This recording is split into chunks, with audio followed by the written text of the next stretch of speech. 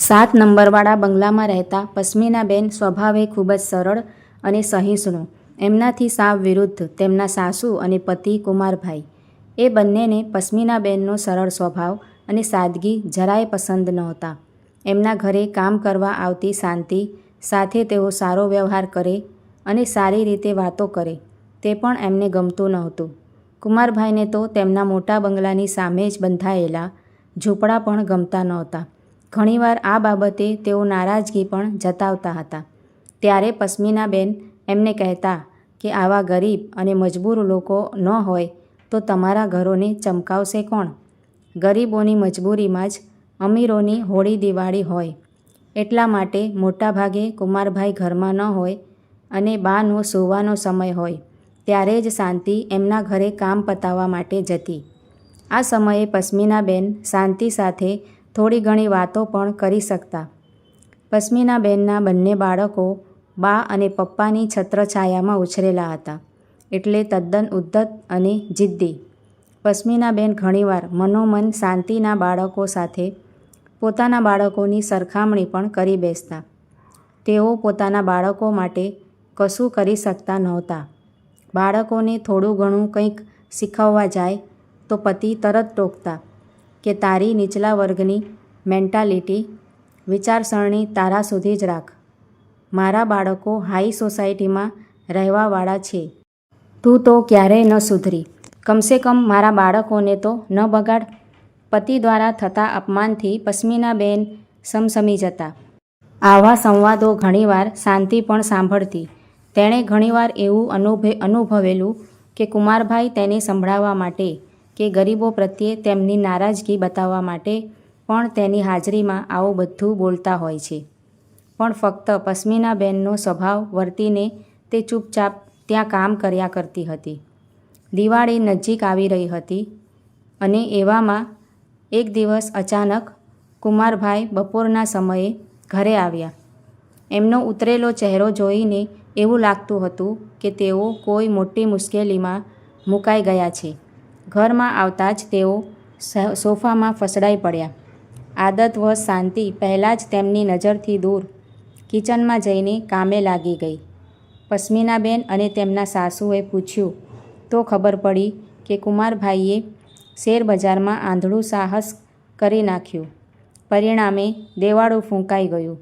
બધા માથે હાથ મૂકી બેઠા. પરંતુ હવે શું કરવું એ કોઈને સમજાતું નહોતું.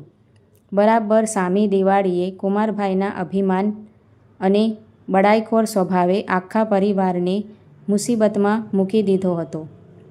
કુમારભાઈએ રડતા રડતા કહ્યું, પસ્મિના, મારે તારી વાત સાંભળવી જોઈતી હતી.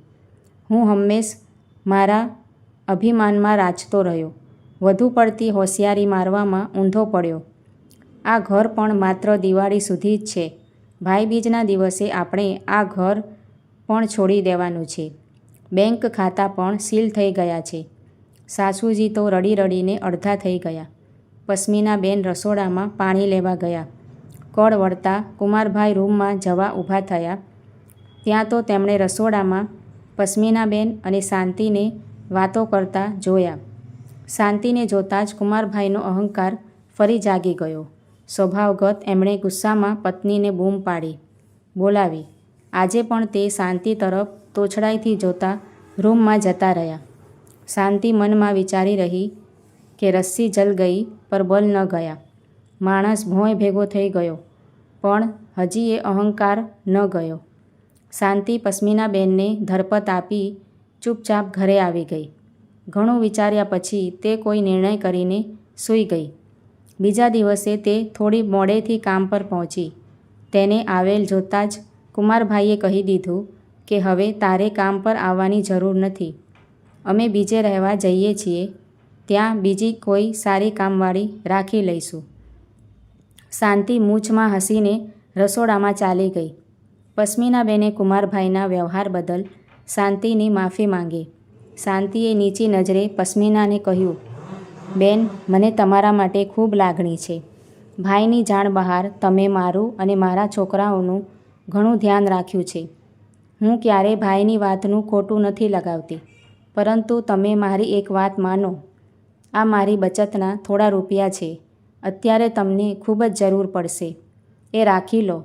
મારે બાળકો હજી નાના છે અને અહીંયા મને બીજે ઘરમાં નવું કામ પણ મળી જશે, એટલે મને તકલીફ નહીં પડે. પણ શાંતિ, કાલથી દિવાળી. પસ્મિનાબેનને વચ્ચે જ અટકાવતા શાંતિએ કહ્યું, અરે બેન, અમારે ગરીબોને શું દિવાળી અને શું હોળી?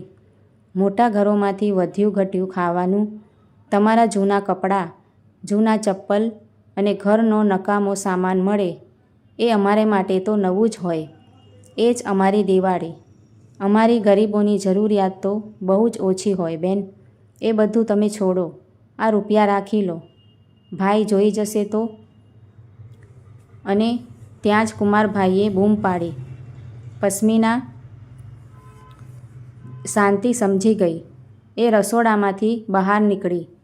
કુમારભાઈએ અહંકારમાં હદ વટાવી. તેમણે શાંતિના હાથમાં 200ની નોટ આપતા કહ્યું કે લે, આ દિવાળીની બોણી. તારા છોકરાઓને ફટાકડા અપાવજે. તને તો અમારી આશા હશે જ ને. શાંતિ હવે સમસમી ગઈ. આખરે તેણે મૌન તોડ્યું અને પોતાના બાળકો માટે લાવેલી ફટાકડાની કોથળી તેણે પસ્મિનાબેનના હાથમાં આપી અને કુમારભાઈ સામે જોઈને કહ્યું, બેન, આ થોડા ફટાકડા છે. હું મારા બાળકો માટે લાવી હતી, પણ મારા બાળકોને તો ના કહીશ તો ચાલશે. એ જીદ નહીં કરે. તમે રાખો. કદાચ તમારા હાઈ સોસાયટીના બાળકો નામાં નહીં સમજે. શાંતિની વાત સાંભળીને કુમારભાઈ ગુસ્સાથી લાલ પીળા થઈ ગયા. તેઓ આગળ કંઈ બોલે એ પહેલાં જ શાંતિ સ્વાભિમાનથી ઘરની બહાર નીકળી ગઈ. કુમારભાઈએ પસ્મિના તરફ ગુસ્સાથી જોયું અને કહ્યું, જોયું, દયાની માને ડાકણ ખાય. પસ્મિનાબેને કુમારભાઈને ઠંડે કલેજે કહ્યું, હા જોયું. લો આ 70,000. શાંતિએ કહેવત બદલી નાખી. દયાની માને દેવી બનાવી. તમારી દિવાળી બચાવી. જેનાથી તમે આટલા બધા ચીડાતા હતા તે ગરીબ સ્ત્રી હાલ પૂરતી આપણી ઇજ્જત ઢાંકીને ગઈ અને આખી જિંદગીનું ઋણ ચૂકવી ગઈ. પસ્મિનાબેનની વાત સાંભળીને કુમારભાઈ કાપો તો લોહી ના નીકળે એવી હાલતમાં પોતાને ધ્વસ્ત થતાં અનુભવી રહ્યા. મિત્રો, આ વાર્તા વિશે તમારું શું વિચાર છે તે કમેન્ટ કરીને જરૂરથી જણાવજો. અને વાર્તા જો સારી લાગી હોય તો લાઇક શેર કરીને ચેનલને સબસ્ક્રાઈબ પણ જરૂરથી કરજો. વિડીયો જોવા માટે તમારા બધાનો આભાર છે. Thank you.